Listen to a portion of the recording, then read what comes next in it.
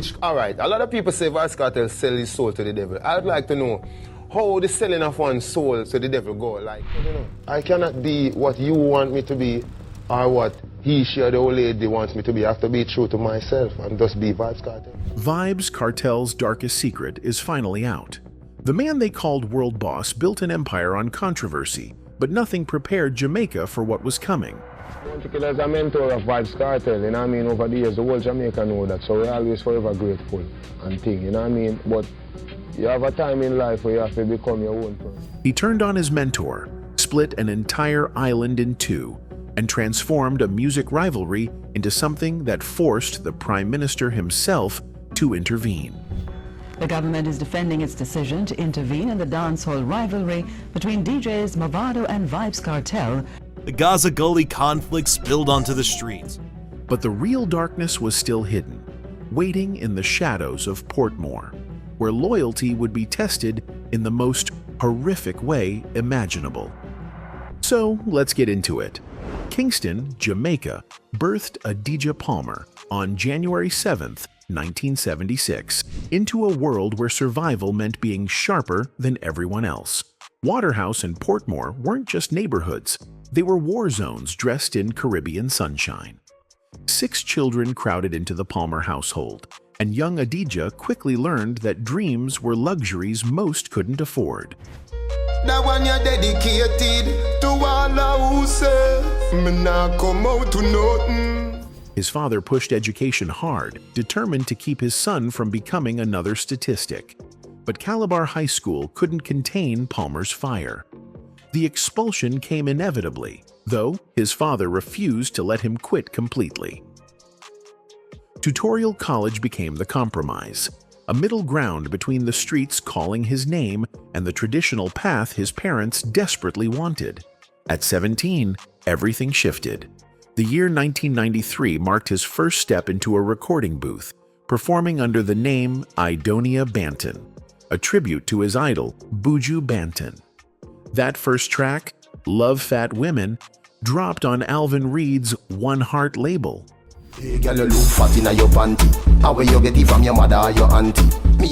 The streets of Portmore taught him lessons no classroom could match. Every corner held danger, every handshake could be betrayal, every friendship a potential alliance. Palmer absorbed it all, watching how power moved through the neighborhoods, how respect was earned through force and fear. Money flowed through certain hands, while others starved. Violence settled disputes faster than words ever could. By the time he formed Vybz Kartel with friends, Mr. Lee and Escobar, naming the group after Pablo Escobar's notorious cartel. Up to the time I added from the Vybz Kartel and I want to name the weed partner. Palmer already understood something fundamental about Jamaica's underworld. Rohan Butler spotted them during a street dance broadcast. Something about Palmer's presence cut through the static, raw, and undeniable. Butler tracked down the group the next day, armed with their demo CD and a vision most couldn't see yet. Suddenly, there was management, strategy, connections to people who mattered in Jamaica's music industry. The casual group of friends making music became something with direction and purpose. But the transformation came with a price. Mr. Lee and Escobar found themselves pushed to the margins as Butler zeroed in exclusively on Palmer. When the group dissolved, Palmer kept the name Vybz Kartel for himself. Not as tribute anymore, but as declaration. He wasn't just making music, he was building something that would shake Jamaica to its foundation. Butler became more than a manager. He became the strategist helping Kartel navigate the treacherous waters of Jamaican entertainment, where one wrong move could end careers or lives. Between 1999 and 2003, Vybz Kartel became a ghost, his voice channeled through Bounty Killer's mouth. 30 songs poured from Kartel's pen to Bounty's performances. Every hit that made Bounty Killer untouchable carried Kartel's DNA. But staying invisible was never Kartel's endgame. Sting 2002 marked his emergence from the darkness. The crowd's reaction told him everything he needed to know. They didn't want Bounty Killer's ghostwriter. They wanted Vybz Kartel, the artist. The applause wasn't polite, it was thunderous, demanding, hungry for more. By 2003, the student was sharpening his blade, preparing to cut away from the master who had given him opportunity but now stood in his way. His debut album, Up to the Time, dropped on Greensleeves Records, a UK label that specialized in dancehall. Ask him, ask him why you keep on doing it and know you should. The album didn't just make noise, it created seismic shifts across Jamaica. Raw talent that had been bottled up for years exploded across every track. Critics couldn't ignore him. Fans couldn't get enough. Radio stations that had played his words through Bounty's voice now had to play Kartel himself. The 2004 Time Travel Tour became Kartel's declaration of independence. He wasn't asking Bounty Killer for permission anymore. He was taking what he believed he'd earned through years of ghostwriting and strategic patience. Cities across Jamaica saw Kartel performing solo, building his own fan base, creating his own mythology, separate from alliance branding.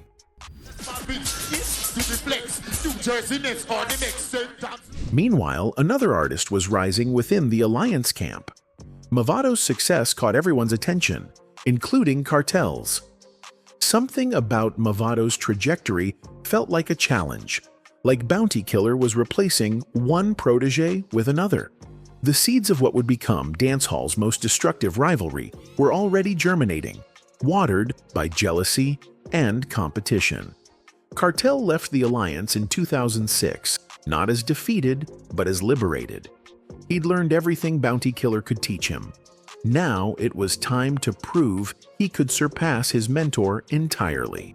And in Jamaica's cutthroat music scene, proving superiority meant destroying everyone in your path. The war was coming, and Kartel was ready to burn every bridge necessary to build his throne. On September 15, 2006, Beanie Man married D'Angelo in a ceremony that should have been just another celebrity wedding. But Vybz Kartel showed up, knowing exactly what message his presence would send. D'Angelo was Bounty Killer's ex-lover, and their relationship had ended bitterly. Beanie Man himself had ongoing tensions with Bounty. By attending, Kartel wasn't just supporting friends, he was declaring war. The wedding photos circulated through Jamaica like wildfire. There stood Kartel, smiling beside people Bounty Killer despised. The disrespect was calculated and public. Every image felt like a slap across Bounty's face, a deliberate provocation designed to enrage. But Kartel didn't stop there. He collaborated with D'Angelo on a track that included lyrics mocking Bounty Killer, lyrics that cut deep into their shared history. You know your baby father, she know her baby father, she know her baby. Bounty Killer's response came swift and brutal. He publicly denounced Kartel, calling him ungrateful and disloyal. The man who had given Kartel his first real platform, who had let him write hits that built Bounty's empire, now wanted him erased from dancehall history. Kartel had committed the ultimate sin in Jamaican music, betraying the person who brought you up. In dancehall culture, where mentorship bonds ran deeper than blood, this betrayal couldn't be forgiven. Mavado, still loyal to his mentor Bounty Killer, released a diss track aimed directly at Kartel. The shots fired weren't subtle. Mavado positioned himself as Bounty's true successor, the loyal one who understood respect and hierarchy. He questioned Kartel's authenticity, his street credibility, his right to claim dancehall royalty. Kartel's response came through his own diss tracks, each one more venomous than the last. The beef officially ignited at the 2006 Sting Festival. Both artists performed, both artists targeted each other in their sets, and Jamaica watched as the dancehall scene split down the middle. You were either with Kartel or with Mavado. There was no neutral ground. Fans began identifying themselves not by music preference, but by tribal allegiance. The stage was set for something that would transcend music entirely.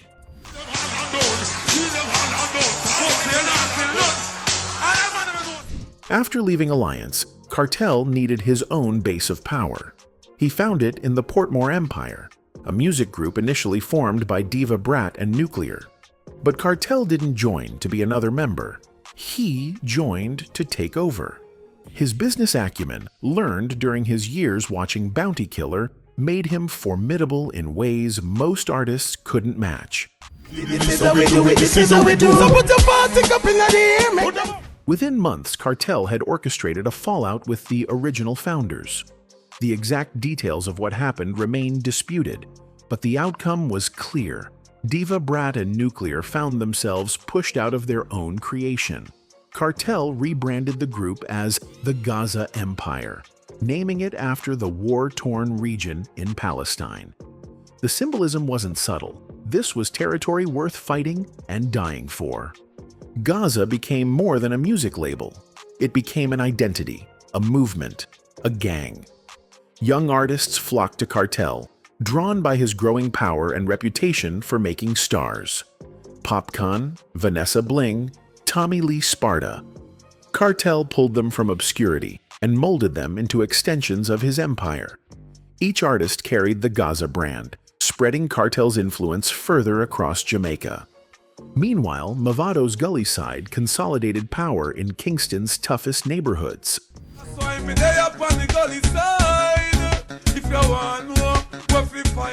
The rivalry that started as music beef was transforming into something far more dangerous. Fans weren't just choosing favorite artists anymore. They were choosing sides in what felt like a civil war. Street corners became contested territory. Parties turned into battlegrounds. The music that was supposed to unite Jamaica was tearing it apart. By 2007, you couldn't walk through Jamaica without declaring loyalty. Gaza or Gully wasn't a music preference. It was tribal identity. Kartel's fans in Portmore wore yellow and green, flashing hand signs that represented the Gaza movement. Mavado's Gully supporters dominated Kingston's grittiest areas, their own colors and signals marking territory. The division became visible in clothing, graffiti, even how people spoke. The diss tracks kept coming from both camps, each one more aggressive. Violence started erupting at parties and concerts. Fights broke out when Gaza supporters crossed into Gully territory and vice versa. What began as artistic competition was devolving into bloodshed. Young men were getting stabbed and shot over which artists they supported. Nightclubs started banning Gaza and Gully symbols, trying desperately to prevent violence on their premises. The Jamaican government watched with growing alarm. Prime Minister Bruce Golding called both artists to his office, essentially ordering them to end the public beef. The meeting was unprecedented, the leader of Jamaica personally intervening in a music rivalry. The government is defending its decision to intervene in the dancehall rivalry between DJs Mavado and Vybz Kartel. The Gaza Gully conflict spilled onto the streets. Both Kartel and Mavado agreed to peace talks publicly. Photos emerged of them shaking hands, smiling for cameras, promising their fans to cool tensions. But everyone knew the truth. The beef was too profitable, too deeply embedded in their brands. The handshake was theater, nothing more. Both artists returned to their camps and continued fueling the fire that was burning Jamaica. December 26, 2008 marked the legendary Sting Festival clash. For hours, Kartel and Mavado traded verbal destruction on stage. The crowd swelled to dangerous numbers, tension so thick it felt physical. Each artist brought their best material, their most cutting insults, their most devastating punchlines. Security struggled to maintain order as fans surged forward, the energy threatening to explode into violence.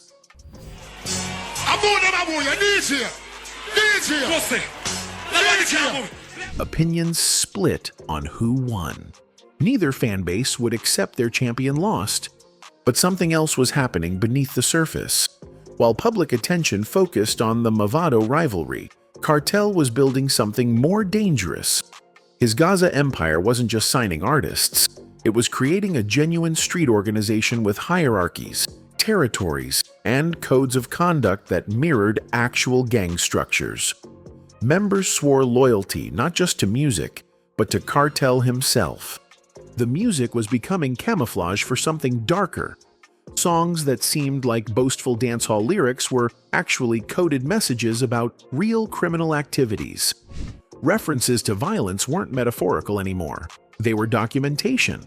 Kartel was creating a parallel power structure that existed beyond police jurisdiction, beyond legal accountability. Kartel's popularity reached insane heights. Clark's, Ramping Shop, Dancehall Hero, Summertime, hit after hit, dominated both Jamaican and international airwaves. He wasn't just successful, he was inescapable. Every radio station, every party, every street corner broadcast Kartel's voice. His influence had grown beyond music into culture itself.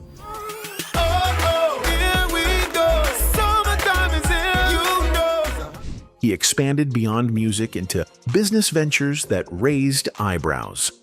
A rum brand called Street Vybz, a television show, and most controversially, a skin-bleaching product called cake soap that sparked massive debates across Jamaica about colorism, self-hatred, and cultural identity.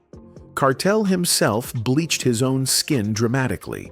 The transformation documented in increasingly pale photos that shocked fans. Because when I was bleaching, I literally looked in the mirror and I thought I looked better being light. His social media presence revolutionized how Jamaican artists connected with fans. While older generation artists barely understood the internet, Kartel was posting multiple times daily, responding to fans, stirring controversy, and keeping his name in constant circulation. He understood that in the digital age, disappearing from public consciousness for even a week could be fatal to a career. But the empire he was building had cracks forming in its foundation.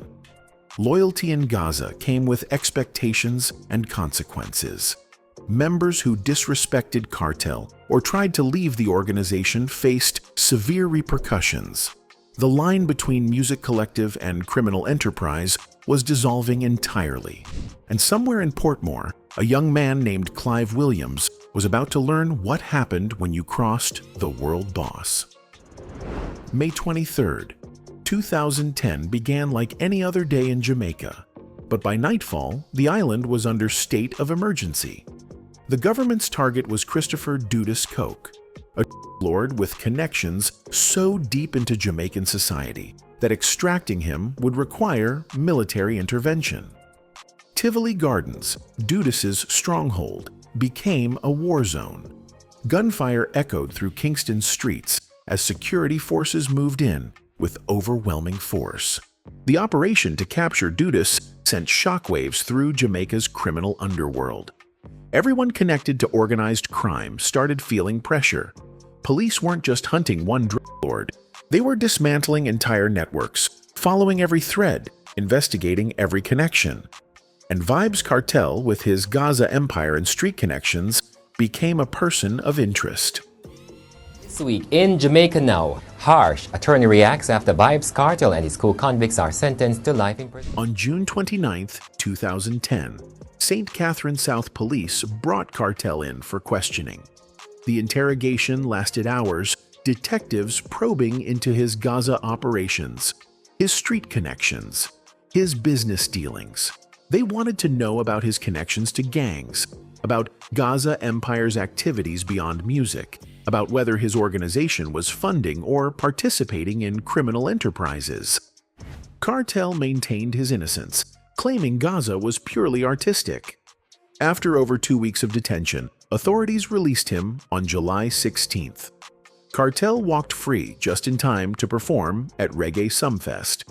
But instead of laying low, he turned his arrest into spectacle. He walked on stage wearing an orange prison jumpsuit, hands in prop handcuffs, turning his legal troubles into promotional material. It was released on Friday, July 16, after serving a total of 2 weeks behind bars. However, speculations are rife as to whether or not the DJ will perform on Dancehall Night at the greatest reggae show on earth, Reggae Sumfest. In other news, the performance became legendary, not for the music, but for the boldness. Kartel was essentially mocking the police, celebrating his release, and proving that even detention couldn't diminish his power. If anything, the arrest made him more mythical. The world boss really was untouchable. His fans saw him as someone the system couldn't break, a hero who survived government persecution. But behind the celebration, something sinister was brewing within the Gaza organization. A young man named Clive "Lizard" Williams had become a problem. The exact nature of his transgression against Kartel remains disputed. Some say he stole guns. Others claim he disrespected Kartel publicly. Still others suggest he tried to leave Gaza and join rival factions. What isn't disputed is that by mid-2011, Lizard Williams had become a marked man within Gaza circles. Members of Kartel's crew were discussing what to do about him. Conversations happened in cars, in studios, in private homes. The consensus was building. Lizard had to be dealt with. In the world they inhabited, disloyalty had only one punishment. September 29, 2011, brought another arrest, this time for marijuana possession. In Jamaica, where ganja use is practically cultural, the charge seemed minor. Kartel posted bail and went home, probably thinking this was just another harassment campaign by police who couldn't prove anything serious against him. The arrest felt routine, just another day in the ongoing war between Kartel and authorities. But investigators were building a much bigger case behind the scenes. They had evidence that Lizard Williams had disappeared on August 16, 2011. They had witnesses claiming to know what happened. They had recovered electronic evidence, text messages, videos, communications between Gaza members, and they had evidence linking Kartel directly to Williams's murder. On October 3, 2011, everything collapsed. Police arrested Vybz Kartel on murder charges connected to Lizard Williams's disappearance and presumed death. The popular and controversial dancehall artist Vybz Kartel, whose given name is Deja Palmer, remains in police custody this evening. He was arrested before daybreak this morning after police raided a New Kingston hotel and allegedly found a quantity of ganja. The initial charges included murder related to a different victim, Barrington "Bossy" Burton. But that case eventually fell apart due to insufficient evidence. Witnesses recanted, evidence proved unreliable, and the prosecution couldn't build a strong enough case. They shifted full focus to the Lizard Williams case, where they believed they had stronger proof of Kartel's involvement. Lost in memories. Did you ever love me? The case became Jamaica's trial of the century before it even started. Every detail leaked to media. Every court appearance drew massive crowds. Kartel's fans refused to believe their hero could commit such violence, claiming the whole prosecution was a government conspiracy to silence the voice of the streets. They organized protests, created online campaigns, flooded social media with demands for his release. But prosecutors were building a case around text messages, video evidence, and witness testimony that painted a disturbing picture of what happened to Lizard Williams on August 16, 2011. According to their theory, Williams was lured to Kartel's house in Havendale, beaten to death by multiple Gaza members, and his body disposed of so thoroughly that it was never found. The violence, they claimed, was brutal and premeditated. January 2012 brought the first trial for Barrington Burton's murder.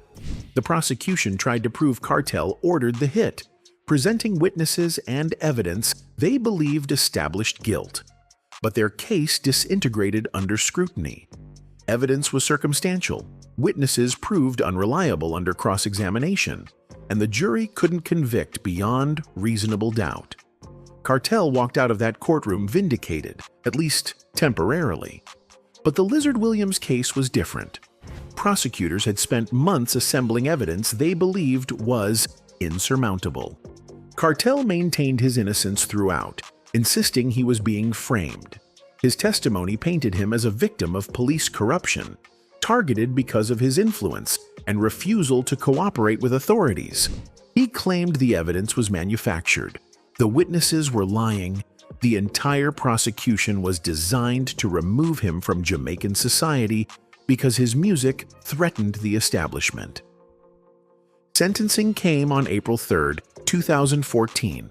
Justice Lennox Campbell handed down life imprisonment with a minimum of 35 years before parole eligibility for Kartel.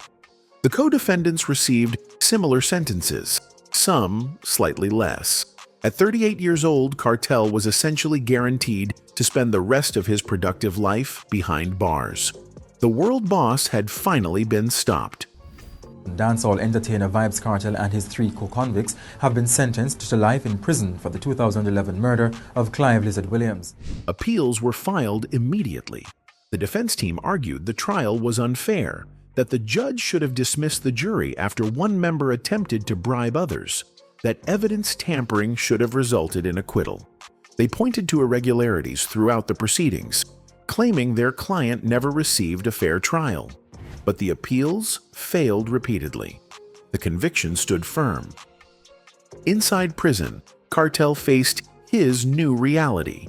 The man who had commanded stages and controlled an empire now lived in a cell. The luxury, the power, the freedom, all gone. But even imprisonment couldn't silence him. Somehow, through methods that remain officially unexplained, Kartel continued recording music from behind bars. And that music would keep him more relevant than most free artists could ever hope to be. While Kartel sat in prison, his Gaza empire didn't collapse. It evolved. Artists he had mentored continued releasing music, keeping his legacy alive and profitable. Popcaan emerged as the biggest success story, his career taking off internationally, while his mentor rotted in a cell. Songs like Party Shot and Everything Nice dominated charts worldwide, proving Kartel had trained his protege well. Tommy Lee Sparta maintained the dark, edgy aesthetic Kartel had pioneered, becoming successful in his own right with tracks that pushed boundaries. Vanessa Bling transitioned into different genres, but kept Gaza connections strong, representing for Kartel whenever possible. The collective Kartel built proved it could survive without his physical presence, a testament to how thoroughly he'd institutionalized his movement. But Kartel's own output from prison became the real story. Albums kept dropping. Kingston's Story, King of the Dance Hall, to Tanisha, each one proving his creative powers remained intact. The music industry had never seen anything like it. An imprisoned artist dominating charts, influencing fashion, and controlling cultural conversations from behind bars. It defied every rule about how careers were supposed to work. Lost in memories. Did you ever love me? The question haunting everyone was how. Prison officials denied he had recording equipment. Kartel's team claimed he recorded everything before arrest and was just strategically releasing archived material. But the music addressed current events, referenced recent happenings, and responded to new artists in ways that made the recorded before arrest explanation impossible to believe. Songs mentioned incidents that occurred years after his imprisonment. Theories ranged from smuggled equipment to guards being bribed to allow studio sessions. Some suggested he recorded using phones smuggled into prison, sending files to producers outside, who polished them into finished tracks. Others claimed he used prison payphones creatively, recording verses during calls that were then mixed into full songs. Whatever the method, the music kept flowing with suspicious consistency. Lost in memories. Did you ever love me at all? The years dragged on.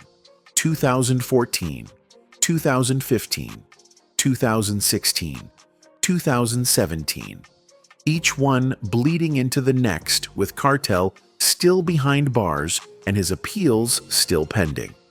But he never stopped recording, never stopped releasing music, never stopped being Vybz Kartel. By 2020, even his most loyal supporters were starting to lose hope. The appeals kept failing. The prison sentences kept extending. The system seemed determined to keep Vybz Kartel buried until he died or became irrelevant. But something was happening in London that would change everything. The UK Privy Council, Jamaica's final court of appeals, agreed to hear his case. The UK Privy Council, Jamaica's final court of appeals, agreed to hear Kartel's case in early 2024. His legal team presented their strongest arguments: the jury tampering issue, questions about evidence manipulation, concerns about police misconduct. They compiled thousands of pages of documents, expert testimonies, forensic analyses showing problems with the original trial.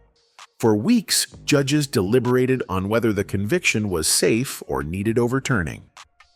March 14, 2024, brought the announcement Jamaica had been waiting for. The Privy Council quashed Kartel's murder conviction, ruling that the trial judge's decision not to dismiss the tampered jury had been a fatal error. The conviction was overturned.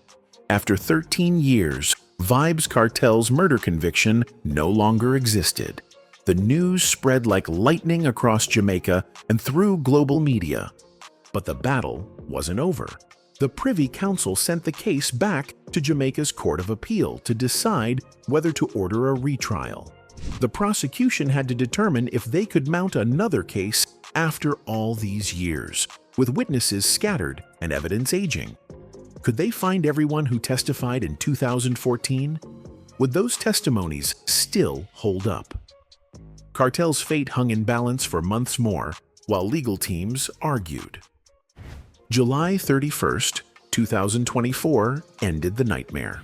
Jamaica's Court of Appeal declined to order a retrial, citing witness availability issues, time elapsed, and Kartel's deteriorating health.